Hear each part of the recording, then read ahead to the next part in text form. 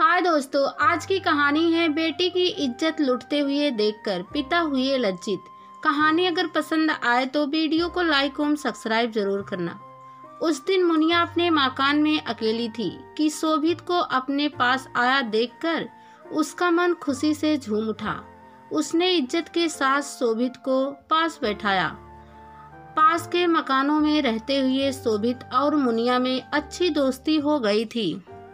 दोनों बचपन से ही एक दूसरे के घर आने जाने लगे थे। उन्हें पता भी नहीं चला। अगर उन दोनों में मुलाकातें ना हो जाती तो उनके दिल तड़पने लगते थे।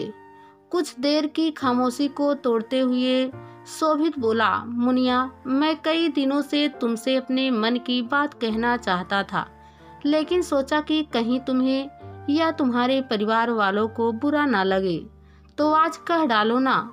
यहाँ कोई नहीं है, तुम्हारी बात मेरे तक ही रहेगी, कहकर वह हंसी थी। मुनिया, तुम मेरे दिल में इस तरह बस गई हो कि तुम्हें एक बार दिन में देख ना लूं तो मुझे चैन नहीं पड़ता। मैं तुम्हें चाहने लगा हूँ। तुमसे इतनी मोहब्बत हो गई है कि मैं रात रात भर तुम्हारी याद में सपने देखता रहता हूँ। यह सुनकर मुनिया खुशी से पागल हो गई, लेकिन अपनी इच्छा को दबाते हुए उसने पूछा, क्या तुम नहीं जानते हो कि अगर हमारे रिश्ते की भनक तुम्हारे घर वालों को लग गई तो इसका क्या नतीजा होगा? शोभित बोला, मैं तुमसे सच्चा प्यार करता हूँ, मुझे किसी की परवाह नहीं है। मुनिया ने उसकी आंखों में आंखें डालकर कहा, मैं तो तुम्हें बहुत पहले से अपने दिल में बसा चुकी हूँ, लेकिन आज तक कह नहीं पाई। मुझे डर लगता है कि समाज शायद हमारी इस चाहत को कभी नहीं समझेगा। वह सब तुम मुझ पर छोड़ दो। इतना कहकर शोभित ने मुनिया को खींचकर अपनी बाहों में कस लिया और उसके गालों व होठों को चूमने लगा। मुनिया उसके प्यार में मदहोश होती रही और उसे प्यार करने लगी। हरिराम और विक्रम पाल एक ही गांव में शुरू से पास पास रहते रहे थे। हरिराम का अपना निजी पुश्तैनी पक्का शानदार मकान था, जिसके सामने विक्रम पाल का मकान छोटा सा खपरेलदार बना था। फिर भी फैलाव में वह थोड़ा बड़ा था।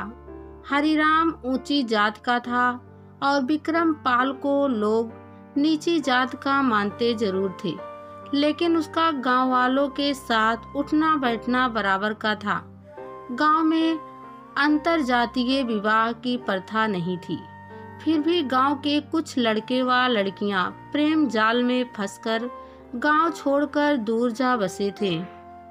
गांव के लड़के मुनिया और शोभित की प्रेम कहानी को चटकारे लेकर फैलाने लगे।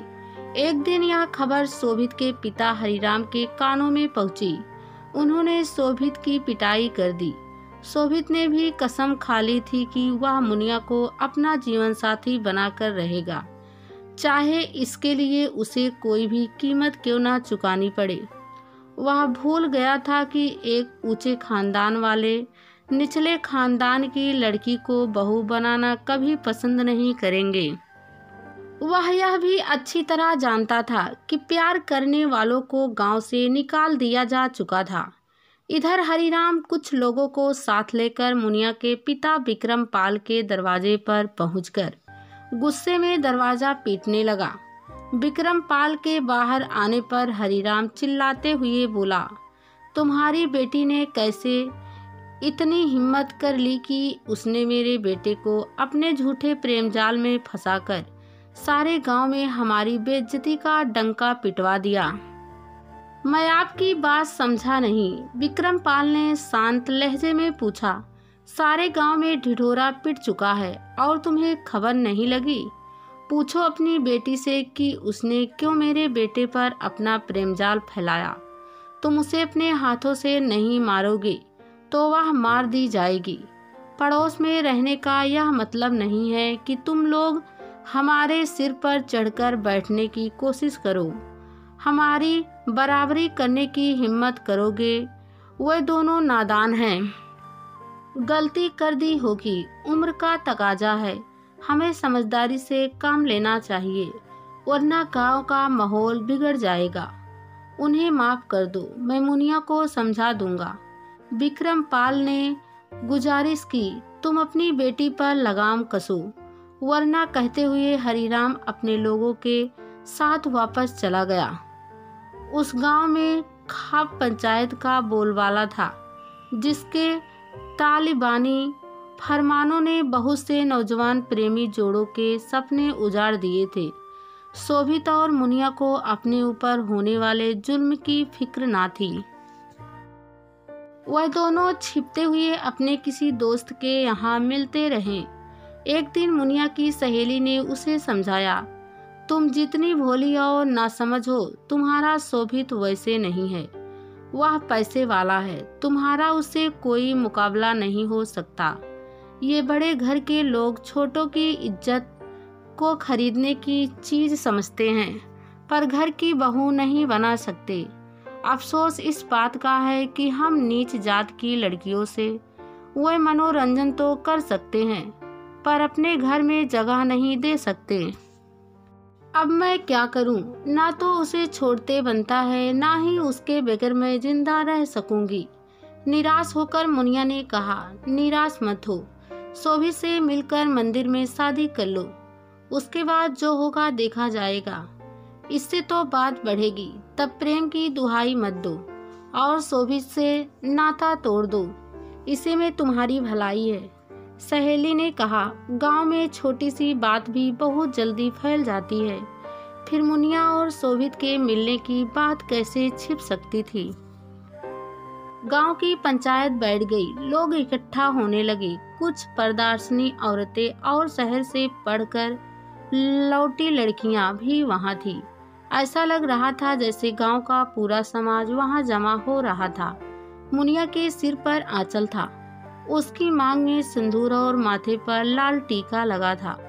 मुनिया और शोभित ने गुपचुप शादी रचा ली थी। पंचायत में हरिराम ने हंगामा करते हुए चीख कर कहा, इस नीच लड़की मुनिया ने मेरे बेटे शोभित पर इतना दबाव डाला कि उसने हमारी इज्जत को दरकिनार करते हुए उससे शादी कर ली। इस पापिन को मौत की सजा दी जाए ताकि वहाँ की दूसरी बहू बेटियों की इज्जत बनी रहे। कुछ लोगों ने उसकी शिकायत को जायजा माना। इसमें सारा कसूर हरिराम का है। शुरू से ही शोभित और मुनिया साथ खेलते खाते रहे और आज उन्हें ऊंच नीच समझाई जा रही है। बाप को अपने बेटे के चाल चलन पर काबू करना था। उस समय हरिराम को याद नहीं आया कि उनका बेटा नीचे कुल की लड़की के साथ बैठकर उसकी जूठी रोटी खाता था। मैं तो कहता हूँ कि इस शोभित ने मेरी बेटी के साथ फरेब किया है। मौत का भागी तो वह होगा। हरिराम के जवाब में विक्रम पाल ने अपनी सफाई दी। दोनों पक्षों में देर तक बहस चलती रही।